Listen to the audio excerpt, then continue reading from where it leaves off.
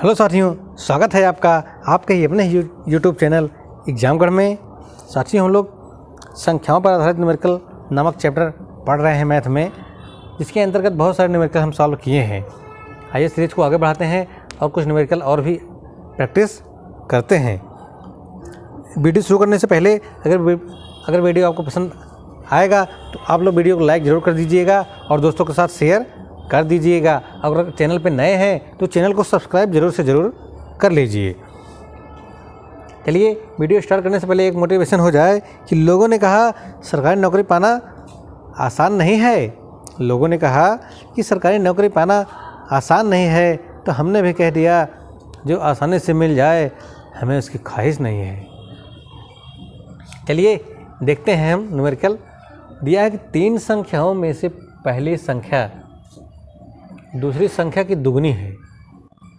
3 संख्याएं हैं, दिया कि 3 संख्याओं में से पहली संख्या दूसरी संख्या की दुगनी है तथा तीसरी संख्या की आधी है।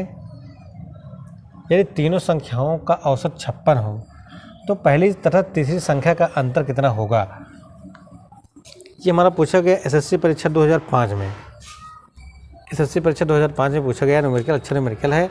देखते हैं कि पहली संख्या दूसरी संख्या की दुगनी है, मीन्स फर्स्ट, सेकेंड और थर्ड। मान लो हमारे पास 3 संख्याएं हैं, तो पहली संख्या दूसरी की दुगनी है। दुगनी ये है, पहली संख्या दूसरी की दुगनी है, तो दूसरी हमारी मान लेते हैं x है, तो पहली हमारी 2x। पहली संख्या दूसरी से दुगनी हो गई। आगे देखते हैं क्या है। तीसरी संख्या की आधी है। पहली संख्या दूसरी संख्या की दुगनी है तथा तीसरी संख्या की आधी है। ये पहली संख्या तीसरी संख्या से आधी है, तीसरी से ये आधी है। इसका मतलब ये हमारा 4x था, ये हमारा 4x था, तो ये इसका आधा हो गया 2x। एकदम से क्लियर हुआ होगा आपको। ये हमारा 2x। यदि तीनों संख्याओं का औसत 56 हो, तीनों संख्या का औसत 56 है, तो इसका मतलब तीनों संख्याओं का योग कितना हो गया। औसत मीन्स हमने औसत नामक चैप्टर पढ़ा है। इसके पहले हमने देखा कि औसत क्या होता है। अगर 3 संख्याओं का औसत 56 मिल गया, इसका मतलब तीनों संख्याएं 56, 56, 56 हो गई। अगर औसत उनका 10 मिल गया, 3 संख्याओं का औसत 10 है, तो इसका मतलब तीनों संख्याओं को 10, 10, 10 माना जा सकता है, या फिर तीनों संख्याओं का योग 30 हमको प्राप्त होगा। तो चलिए हम देखते हैं, इनका औसत 56 है, तो इसका मतलब इस तीनों संख्याओं का योग कितना हो गया। योग हो गया 56 गुणे 3, क्योंकि एक संख्या 56 है ना, तो तीनों संख्या कितनी होगी। 6 × 18 और 56 × 30 = 31। 6 × 18 का 8 हासिल 1 और 56 × 30 = 31 मीन्स 318। तीनों संख्या का योग हो गया 318। तो यहाँ से हमको बताना है पहली तथा तीसरी संख्या का अंतर बताना है। चलो पहले देख लेते हैं कि इसका मान कितना हो गया। प्लस करें। तीनों संख्याओं को हमने जोड़ दिया। ये हमारा सॉल्व करने का तरीका है कि तीनों संख्याओं का योग हमको पता है। तीनों संख्याओं का योग हमको पता है, क्योंकि 318 है, क्योंकि यहाँ से मिल गया एक संख्या हमको मिल गया, तो 3 संख्या निकाल लेंगे। तो ये बराबर हो गया 318 के। तीनों संख्या का योग हमको मिल गया 318 के, means 4, 1, 5, 2, 7, 7x। 4x, 1, 5x, 5, 2, 7x। 7x = 318। तो x = 318/7। तो 7 से काटेंगे, 7 × 4 = 28, 7 × 4 = 28, 29, 30, 31, यानी कि 3 बजे 38 हो गया। यहाँ से हमारा पूरा कट ही नहीं रहा है। यहाँ से तो हमारा पूरा कट नहीं रहा है, कुछ गड़बड़ है क्या कहीं पे। साथियों, जल्दबाजी में यहाँ पे गुणा हमारा गलत हुआ। हम देख रहे हैं क्या यहाँ पे आ गया हमारा 3 × 6 = 18 का 8 हासिल 1 और 6 × 5 = 30 हमने कर दिया था। यहाँ पे आ गया 3 × 5 = 15, यहाँ पे हमारा 31 कर दिया हमने। यहाँ पे हमारा गलती हुआ। तो यहाँ से फिर से देखते हैं क्या है। 6 × 3 = 18 का 8 हासिल हो गया 1, 3 × 5 = 15, 1, 16, 3 × 5 = 15, 1, 16, 168 आ गया। तो यहाँ से हमको मिल गया 168 और फिर यहाँ से भी हमारा 4 3 7 x इक्वल टू 168, तो x इक्वल टू 168/7। तो यहाँ से काटेंगे 7 दूना 14, यहाँ पर बच गया 2, 28 हो गया। 7 चौको 28 मीन्स x की वैल्यू हो गई 24, x की वैल्यू हो गई 24। तो यहाँ से हमारा आंसर निकल गया। हमको बताना तीसरी संख्या का, पहली तथा तीसरी संख्या का अंतर बताना है। तो पहली संख्या और तीसरी संख्या मीन्स 4x माइनस 2x, अंतर यही तो हुआ 4x माइनस 2x।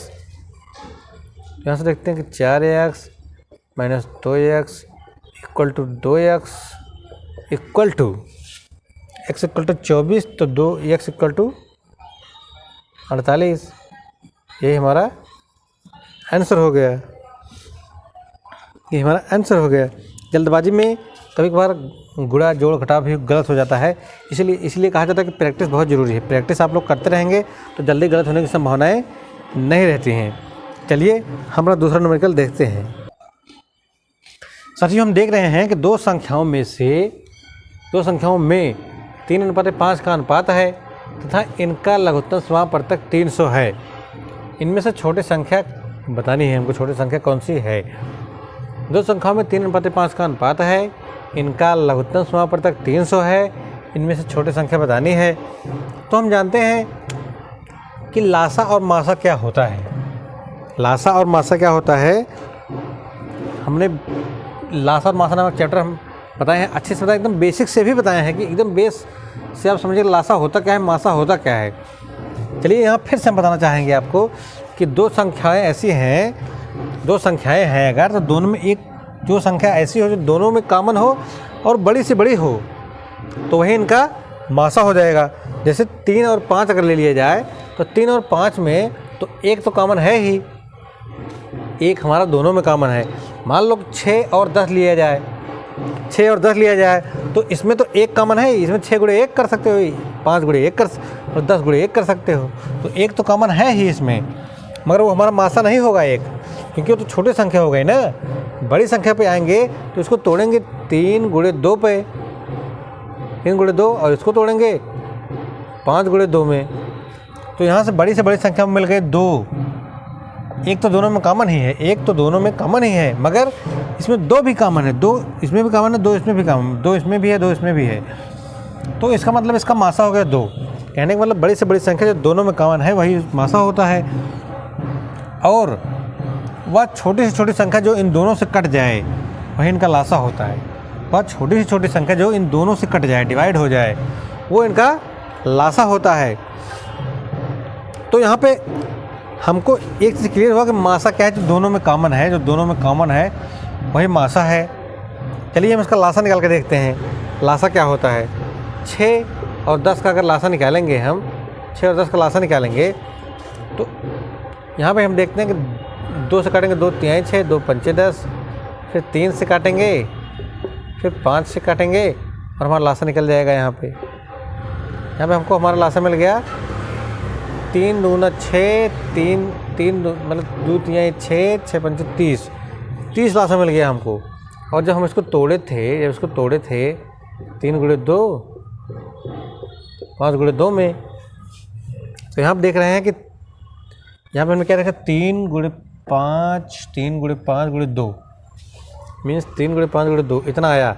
जो दोनों में कॉमन है वो एक ही बार आया है, जो दोनों में कॉमन है वो एक ही बार आया है, ये देखिए लासा में। तो बस सेम समझिए कि जो अगर 3 संख्याएं हैं तो तीनों में जो कॉमन है वो एक बार आएगा, 4 संख्या तो चारों में जो कॉमन होगा वो एक ही बार आएगा। तो बस यहाँ से हमको मिल गया। यहाँ से अपना पॉइंट हम समझते हैं। लासा मासा के तरीके से अगर सॉल्व करना चाहेंगे या फिर दूसरे तरीके से भी हम इसको बताएंगे आपको, एकदम बेसिक से। इन 3:5 का अनुपात है दोनों संख्याओं में, तो इसको मान लेते हैं 3x और दूसरी संख्या है हमारी 5x। 3x और 5x दो संख्याएं हैं, क्योंकि इनमें अनुपात दिया है ना, इसलिए x के रूप में मानेंगे। डायरेक्ट इसको हम 3 और इसको 5 नहीं मान सकते हैं, क्योंकि ये अनुपात में है। अगर ये 6 हो जाएगा तो ये हमारा 10 हो जाएगा, ये हमारा 15 हो जाएगा, तो हमारा 3 5 15 5 25 25। अगर ये 15 हो जाएगा तो ये हमारा 25 हो जाएगा। ये दुगना हो जाएगा 6, तो ये दुगना हो जाएगा 10। तो इस तरीके से हमको मिल गई पहली संख्या दूसरी संख्या। हमको एक फार्मूला पता है, क्या पता है? पहली संख्या गुणे दूसरी संख्या बराबर लासा गुणे बराबर लासा गुणे मासा। तो यहाँ से हमको इसका मासा मिल गया है यक्स। यक्स दोनों कॉमन है। हम यहाँ पे क्या देख रहे हैं कि पहली संख्या 3x, दूसरी संख्या 5x, तो इसमें यक्स ही तो दोनों में कॉमन है। 3 तो अलग, 3 5 अलग ही है, यक्स दोनों में कॉमन है। जो दोनों में कॉमन होता है वही हमारा माइनस होता है, वही हमारा मासा होता है, दोनों में कॉमन होता है। तो हमको मासा भी मिल गया, लासा दिया ही है, पहली संख्या में मिल गई, दूसरी संख्या में मिल गई। डायरेक्ट हम इस पर रख के अपना आंसर निकाल सकते हैं। डायरेक्ट इस पर रख के तो इसमें हमारा आ गया 3x गुणे 5x इक्वल टू 300 गुणे x, क्योंकि ये हमारा मासा हमारा x है। तो यहाँ से देख रहे हैं एक x कट गया, तो यहाँ पे हमारा आ गया हमारा 5 नहीं 15x इक्वल टू 300, तो x equal to 300 divide by 15। 15 दूना 30, 15 दूना 30, ये कट गया, 0 बच गया, 0 लगा दिए, 20 आ गया। तो x की वैल्यू निकल गई 20। इनमें से छोटी संख्या क्या है? छोटी संख्या 3x है, बड़ी संख्या 5x है। तो x की वैल्यू 20 है, 20 नहीं 60, तो छोटी संख्या हो गई हमारी 60। बस हमारा यहाँ से आंसर निकल गया।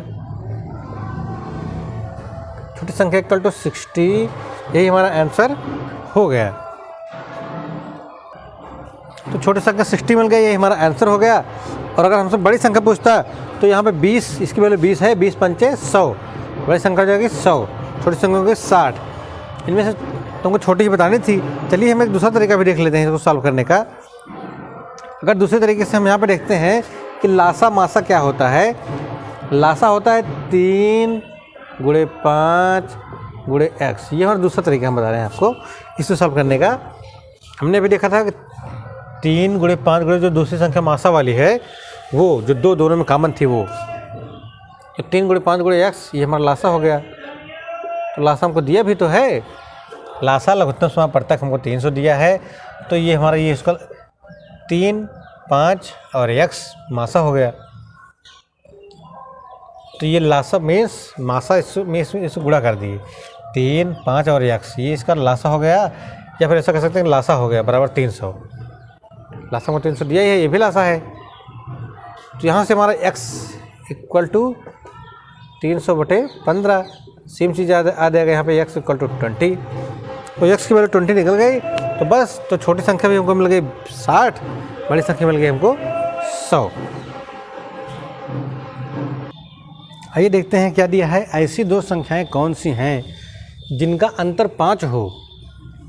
दो संख्याएं हैं जिनका अंतर 5 हो तथा बड़ी संख्या को छोटी संख्या से भाग देने पर भागफल 5 प्राप्त हो, या भागफल 5 हो, भाग देने पर भागफल 5 हो। तो दो संख्याएं जिनका अंतर 5 है। मान लेते हैं दोनों संख्याएं हमारी क्या हैं, a minus B equal to 5। दोनों संख्या हमने a और b माना। a में से क्या कहते हैं, दोनों संख्याओं का अंतर 5 है। मीन्स a में से अगर b घटाएंगे तो 5 आ जाएगा, जिसका मतलब a हमारा बड़ा है। बड़ी संख्या हमारी a है, छोटी संख्या हमारी b है। तो बड़ी से छोटी घटाएंगे तो प्लस में हमारा 5 आएगा, अगर छोटी से घटाते तो माइनस में आ जाता है हमारा। तो जिनका अंतर 5 है, a बड़ा है, a में से a minus B equal to 5। हमको कह रहा है जिनका अंतर 5 हो तो a minus B equal to 5, बड़ी संख्या को छोटे से भाग देने पर, मीन्स a/b, बड़ी संख्या को छोटे से भाग देने पर हमको 5 प्राप्त हो, भागफल 5 आ गया। तो यहाँ से हम क्या देखते हैं, यहाँ से हम देखते हैं कि a इक्वल टू 5b, ये हमारा बराबर के इस पार हमारा बटे में है, ये बराबर के उस पार चला के गुणा हो गया 5b, भाग से इधर जाके गुणा हो गया, a इक्वल टू 5b। तो यहाँ से a की वैल्यू हमको मिल गई, a जो है 5b के बराबर है अकेले, a हमारा 5b के बराबर है। तो ये मान लेते हैं समीकरण नंबर 1। तो इसकी ए की वैल्यू हम उठा के इसमें रख लेंगे, चाहे इसकी वैल्यू उठा के इसमें रखेंगे। तो इसमें हमको कोई संख्या को दिया नहीं है डायरेक्टली, यहाँ से हमने निकाला है ए की वैल्यू। चाहे बी की वैल्यू भी निकाल सकते हैं। बी की वैल्यू निकालना चाहें तो बी इक्वल टू ए बटे 5। ये बार गुणा है, यहाँ पे इधर आके भाग हो जाएगा। B equal to A by 5 भी निकाल सकते हैं हम। उसकी वैल्यू उठा के चाहे हम इसमें रख दें, चाहे ए की वैल्यू उठा के इसमें रख दें, हमारा आंसर निकल जाएगा। मगर हम एग्जाम में सिर्फ एक चीज़ की वैल्यू निकाल लेंगे, जो भी पहले निकल गया उसकी वैल्यू निकाल के डायरेक्ट हम इसमें रख देंगे, क्योंकि हमको टाइम भी तो बचाना है एग्जाम में।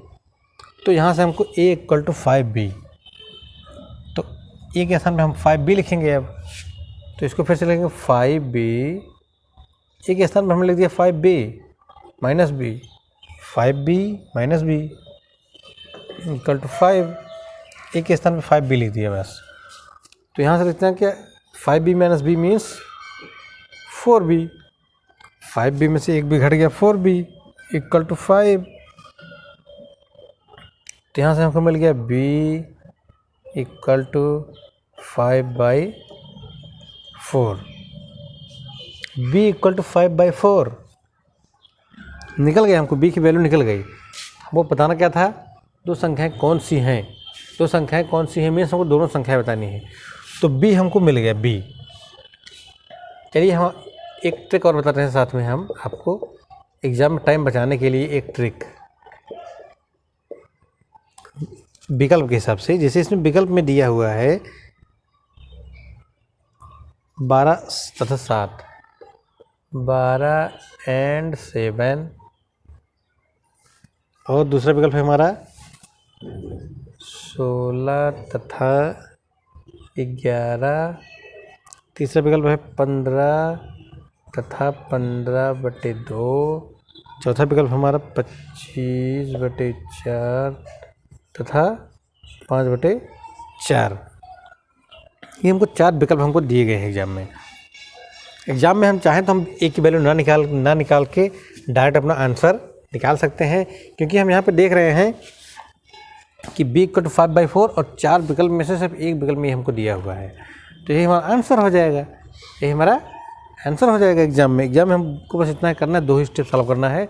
ये तो हमको दिया ही है, a minus b equal to 5, a by B equal to 5, A minus B equal to 5 और a by B equal to 5। इनका अंतर 5 से तरह बड़ी संख्या छोटी भाग करने में भागफल 5 हो। हाँ, तो यहाँ से आएगा a by B equal to 5, इतना हमको दिया ही है। बस इसको अगले स्टेप में हम सॉल्व किए, a इक्वल टू 5b, और a की वैल्यू मिल गई, इसी को उठा के हम इसमें रख दिए और हमारा आंसर निकल गया। b की वैल्यू निकल गई, बस हमारा आंसर निकल गया एग्जाम में। मगर यहाँ पे हम एक स्टेप और आगे चलेंगे अभी, क्योंकि a की वैल्यू भी तुमको निकालनी है। मान लो विकल्प में हमारा ये 5/4 हमारा 2 विकल्प में दिया होता, तब हमको दूसरा भी निकालना पड़ता a की वैल्यू। तो यहाँ से आइए हम a की वैल्यू निकालते हैं। a इक्वल टू 5b हमको पता है, a इक्वल टू 5b हमको पता है, ये किस में भी रख सकते हैं। b की वैल्यू मिल गई, b को हम चाहे इस समीकरण में रख दें, चाहे इसमें रख दें, चाहे इसमें रख दें, हमारा निकल जाएगा आंसर। तो डायरेक्ट चलो हम इसमें रख के निकालते हैं। a equal to 5b, a equal to 5b, और b की वैल्यू हमको पता है, b की वैल्यू हमको पता है, b इक्वल टू 5/4। b की वैल्यू लिख दिए, वहाँ यहाँ से हमको निकल गया, यहाँ से हमको क्या मिल गया, 5/25/4। ये a की वैल्यू निकल गई 25/4। तो ये हमारा आंसर निकल गया। यहाँ से a और b दोनों की वैल्यू हमने निकाल लिया। मगर एग्जाम में हमको अगर ऐसा विकल्प दिया है तो बस एक वैल्यू निकाल के हमारा आंसर टिक करके हमको आगे बढ़ जाना है, टाइम हमको बचाना है। उम्मीद है आपको एकदम से ये वीडियो, ये न्यूमेरिकल एकदम से क्लियर हो गया होगा। वीडियो आपको पसंद आ रहा है तो वीडियो को लाइक करते रहिए और दोस्तों को शेयर भी करते रहिए। चलिए, हम वीडियो थोड़ा लंबा हो रहा है, अब हम अगले वीडियो में मिलेंगे। अगर आप चैनल पर नए हैं तो चैनल को सब्सक्राइब जरूर कर लीजिए। जय हिंद, जय भारत।